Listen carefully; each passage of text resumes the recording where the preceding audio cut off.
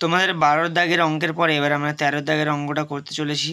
প্রথম অঙ্কটা, কাঁসাই নদীর সেতুর উপরে দাঁড়িয়ে তোমার বন্ধু বলাই একটি নৌকাকে সেতুর দিকে আসতে দেখলো। নৌকাটি 5 মিনিটে 30 সেকেন্ড থেকে 60 ডিগ্রি অবনতি কোণে পরিবর্তিত হলে আর কতক্ষণ পর নৌকাটি ঠিক সেতুর নিচে আসবে।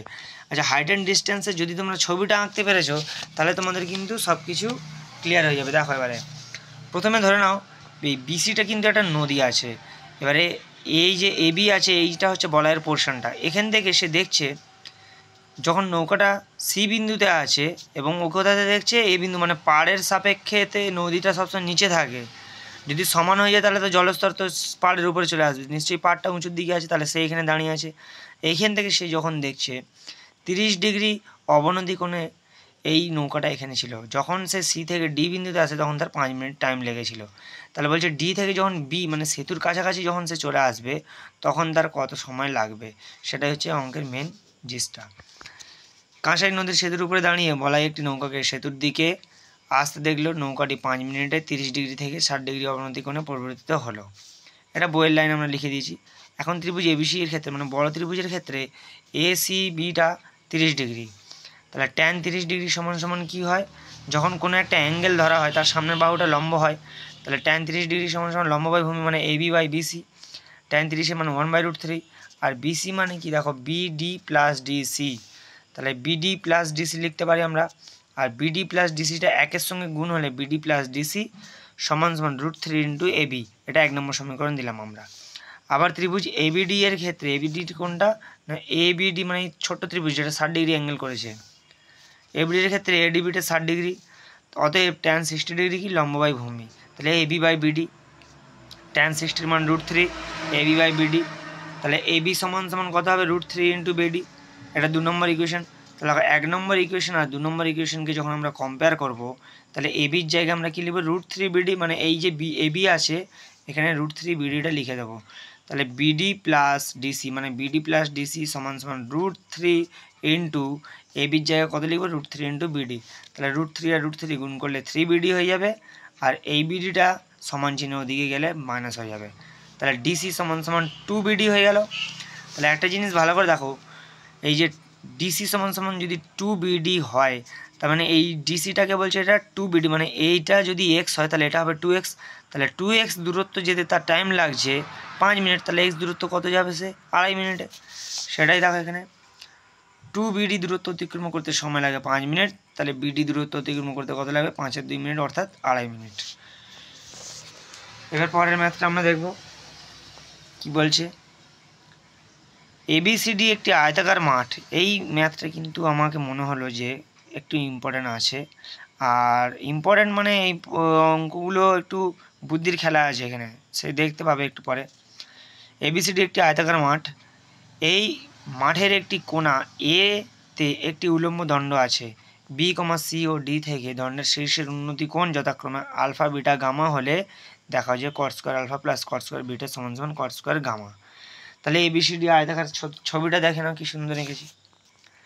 এ বি সি ডি একটা আয়তাকার চিত্র আছে। প্রথমে আমরা আয়তক্ষেত্র, ওই উপরে কি আঁকা আছে এসব আঁকা ভুলে যাও, প্রথমে শুধু আয়তক্ষেত্রটাকেই দেখো। এবিসিডি একটা আয়তক্ষেত্র আছে যার দৈর্ঘ্যটা আমরা এক্স ধরেছি, প্রস্থটা ওয়াই ধরেছি। তাহলে এক্স আর ওয়াই যদি দৈর্ঘ্য প্রস্থ হয় তাহলে তার কর্ণের দৈর্ঘ্য কত হবে, √x² প্লাস ওয়াই স্কোয়ার, মানে অতিভুজ লম্ব স্কোয়ার প্লাস ভূমি স্কোয়ার হয়। তাহলে আমরা এখানে x² প্লাস ওয়াই স্কোয়ার লিখতে পারি রুটের মধ্যে। এইবারে যে ত্রিভুজটা তৈরি হয়ে গেল, এবারে একটা জিনিস দেখো এখানে জিনিসটা একটু ইমাজিন করতে হবে। ধরো এই এ বিন্দুতে একটা দণ্ড রাখা আছে, তাহলে দণ্ড রাখলে তোমাকে বলেছে সি থেকে যখন দেখবে, তাহলে সি থেকে যখন দেখবে তখন তার ভূমি হয়ে যাবে ওই এসিটা, এই এসিটা এর ভূমি হয়ে যাবে। আর এখান থেকে কোথায় দেখছি শীর্ষবিন্দু মানে কোথায়, এই ও বিন্দুটা। এটা 3 ডাইমেনশনের চিত্র আঁকা যাবে না, তবু ওই জন্য আমি দেখেছি। তাহলে এই পেনের নোবটাকে দেখবে কিসে, পেনের নোবটাকে সে সি বিন্দু থেকে দেখবে, তাহলে এখান থেকে একটা 90 ডিগ্রি অ্যাঙ্গেল হয়ে গেল। তারপরে এই একই জিনিস বি থেকে যদি দেখে, যেটা আমরা উপরের দিকে এঁকেছি ত্রিভুজ হয়েছে ওটা এখানে, তাহলে থাকলে কি হবে, এই শীর্ষবিন্দুটাকে যদি দেখে তাহলে এটা তো লম্ব হয়ে আছে, তাহলে এর সাপেক্ষে এটা কি হয়ে যাবে, আমাদের আলফা কোণ করবে। আবার এই বিন্দুটা যদি আমার এরকম মানে যদি দাঁড়িয়ে থাকে ডি বিন্দু থেকে যদি এর শীর্ষবিন্দু দেখায় তাহলে এখান থেকে গামা কোণ করবে। ছবিটা ঠিক এইরকমই হবে, যে এই যেটা এতক্ষণ পেনটা দাঁড় করিয়েছিলাম, ধরে নাও এই পেনটা এরকম দাঁড়িয়ে আছে, তাহলে এখানে দাঁড়িয়ে থাকলে এখান থেকে আমি পেনের মাথাটা দেখছি কত, গামা কোণে। এইখান থেকে সি বিন্দু থেকে যখন আমি ও বিন্দুটাকে দেখব তখন কি বিটা কোণে দেখব, তখন ভূমিটা হয়ে যাবে এসি। আর বি থেকে যখন দেখব তখন এই লম্বটা এটা ও এ ওটা, তাহলে বি থেকে দেখলে তাহলে এটা আলফা কোণ করেছে। ঠিক আছে, এবার ছবিটা লেখাটা দেখো। ধরি আয়তক্ষেত্রের দৈর্ঘ্য এক্স একক, প্রস্থ ওয়াই একক, তাহলে কর্ণ এসি সমান সমান কী হবে, √x² + y²। এখন এ কোণে উলম্ব দণ্ড এও রাখা হলো। বি সি ডি থেকে দণ্ডের শীর্ষের উন্নতিকোণ যথাক্রমে আলফা বিটা গামা। এখন ত্রিভুজ এওডি এর ক্ষেত্রে তাহলে এওডি কোণটা এ ও ডি, মানে এই ছোট্ট ত্রিভুজটার ক্ষেত্রে কি হচ্ছে, আমরা যদি এখান থেকে লিখতে পারি যেহেতু cot² গামা দেওয়া আছে, cot² গামা সমান সমান কি ভূমি বাই লম্ব। তাহলে ভূমিটা এখানে কোনটা হয়ে যাবে, যেটা লম্ব তার সংলগ্ন বাহুটা ভূমি, মানে এডিটা। তাহলে এডি আর লম্ব কত এও, তাহলে এডি বাই ও এও সমান এও²। তাহলে এডির মান তো আমরা এখান থেকে জানি ওয়াই, তাহলে y² হয়ে যাবে। আর এওটা জানি না, এও² আমরা রেখে দিলাম, যেহেতু লম্বটা আমাদের কাছে আননোন। আবার ত্রিভুজ এওসি এর ক্ষেত্রে এওসি কোনটা এ ও সি, মানে এই মাঝখানে যে ত্রিভুজটা, তাহলে এর ক্ষেত্রে লম্ব এও, ভূমি এসি, আর অতিভুজ হবে ওসি। তাহলে আমাদের কট বিটা যখন নেব তাহলে cot² বিটা সমান সমান কি ভূমি বাই লম্ব, তাহলে ভূমিটা এসি, তাহলে এসি বাই এও²। এসির মান আমরা কত বের করেছি, √x² + y²। এবার √x² + y² যদি থাকে তাহলে রুটটা উঠে গেলে x² + y², আর নিচে যেটা লম্ব স্কোয়ার থাকবে।